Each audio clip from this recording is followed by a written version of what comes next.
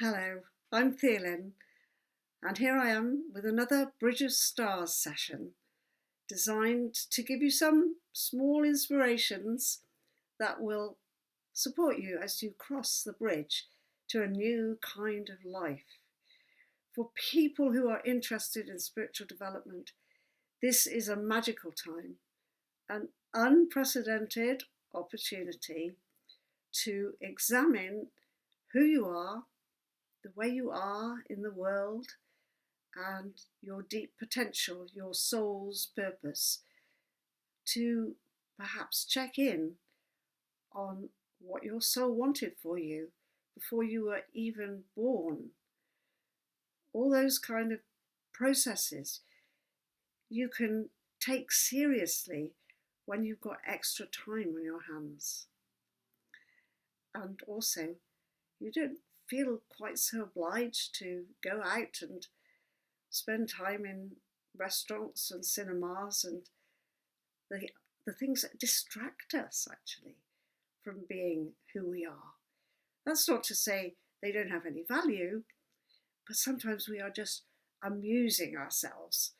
And interestingly, the word amuse means, it comes from Greek, not, and muse, not the muse. And the muse, of course, is the name that the poets give to their guiding star, to the communicator that brings them the poetry and the beauty.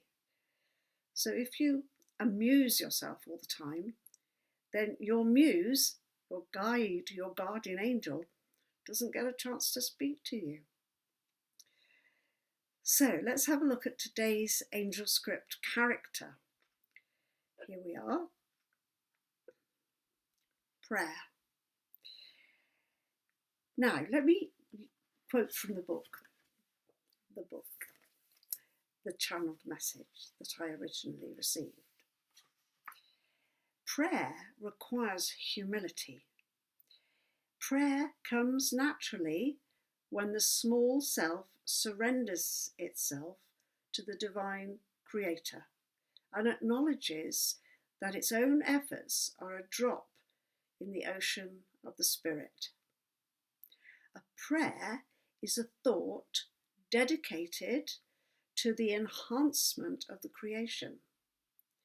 When we pray, we offer the energy of our own thoughts in order to co-create, to empower, to work with creation.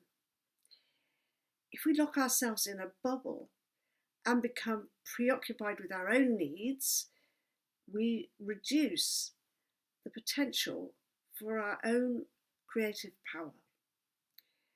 Each moment is one of participation in the divine game. This is not a competitive game, but one of a coordinated operation in which the more we all share, the more we all gain. So that's telling us that prayer is not just begging for something. It's not just sending up a message to God or the divine source or whatever word you choose to use for the power that sustains everything. We're not asking really for something to have and to hold. We are putting ourselves in service to the greater whole.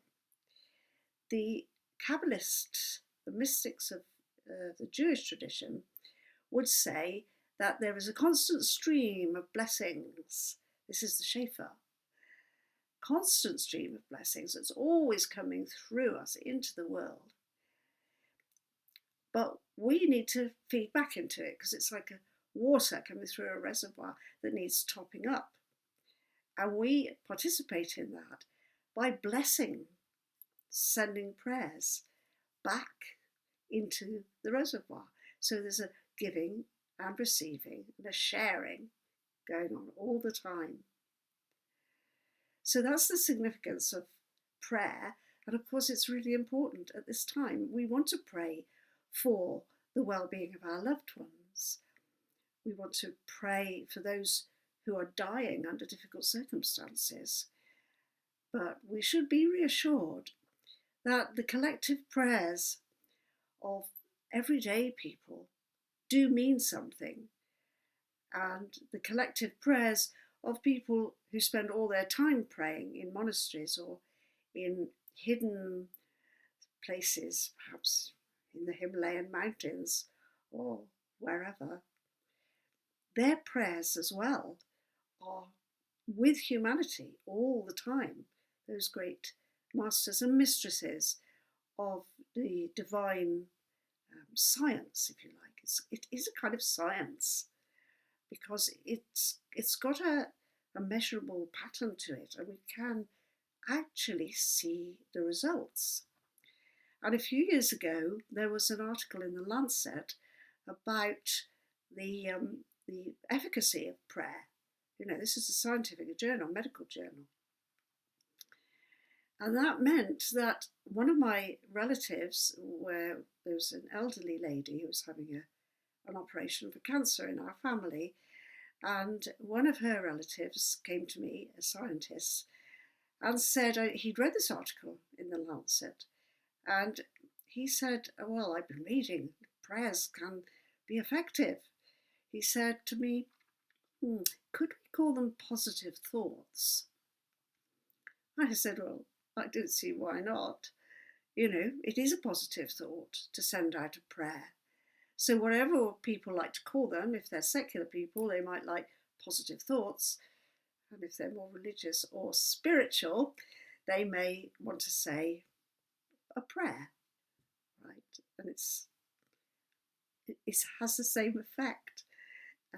It's powerful, and we know there are results from it. So that's prayer for today. However, I'm going to show you another angel script card today. And a little while back, I showed you the startling face of Raphael, the archangel of surprises and secrets and higher wisdom. Now today, I'm going to show you Raphael. I think I better use the little stand for her. Then she'll show up a bit better. Let me bring along I've got a little box here that she can stand on that makes her high enough to see. Okay, so here's Raphael. I know some New Age pictures show Raphael in green colours.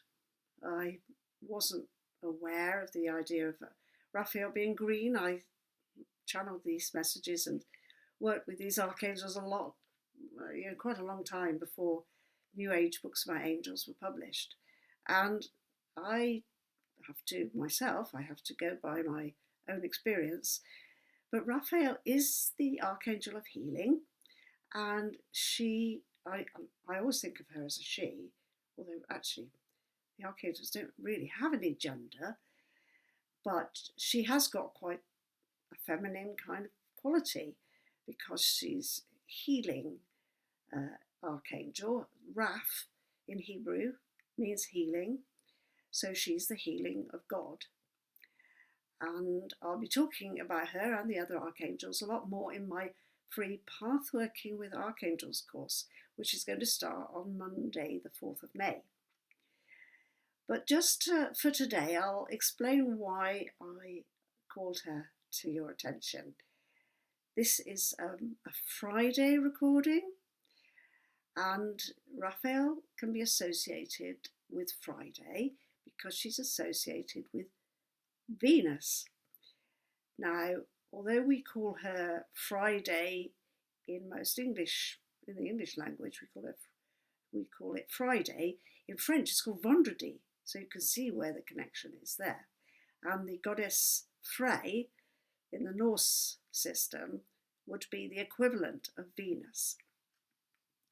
So here we have Raphael as the archangel for Venus, the goddess, and they are associated with Friday. Now, it's true that the um, ancients only knew 7 planets because they didn't have the telescopes and so forth that we've got now. And so some of the outer planets were unknown to them. All the big 3 outer planets, Uranus, Neptune, and Pluto, were unknown to the ancients who developed astrology.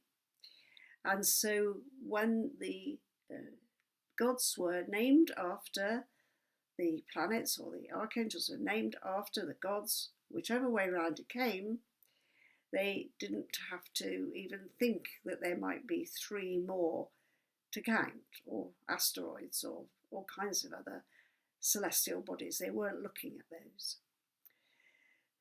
So the ancients believed that there were lords of time, and that the lords had different windows in which they could influence what was going on in the human lives.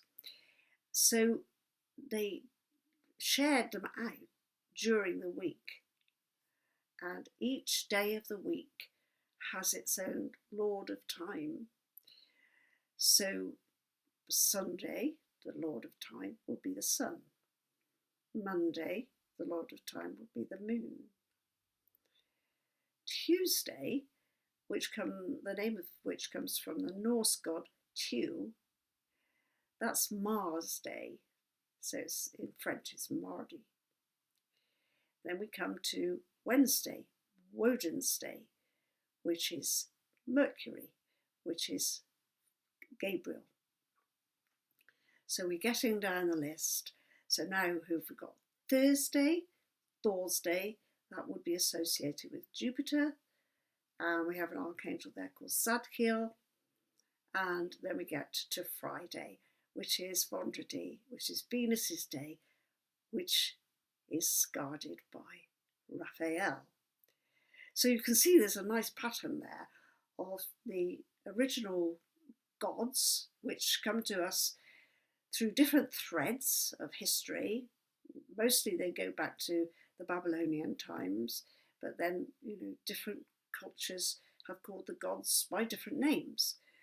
And yet they all represent very similar qualities, very similar archetypes, we call them. So for today, we have Raphael, and she's associated with healing, and also with marriage, and also with wealth. Venus in astrology is one of the benefics, and she's quite good at bringing you money. And there are stories about Raphael associated with money, which you will find out more about if you follow Path Working with Archangels. So that's enough for the angelic support for today. As you cross the bridge of stars, look out for Venus. She's quite prominent in the sky nowadays, in the early evening. Okay, let me just remove the little box. I'm told I have to be really careful how I move it because it makes a noise on the recording. Okay, so the Bridge of Stars quotation is a prayer of the heart from a St. Gregory who died in 1360, so it's quite a long time ago, St. Gregory. The prayer of the heart is the source of all good, refreshing the soul as if it were a garden. It's really, really beautiful. The prayer of the heart is the source of all good, refreshing the soul as if it were a garden.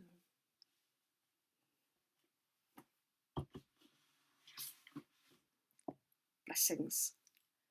Stay joyful, and I'll get back to you tomorrow.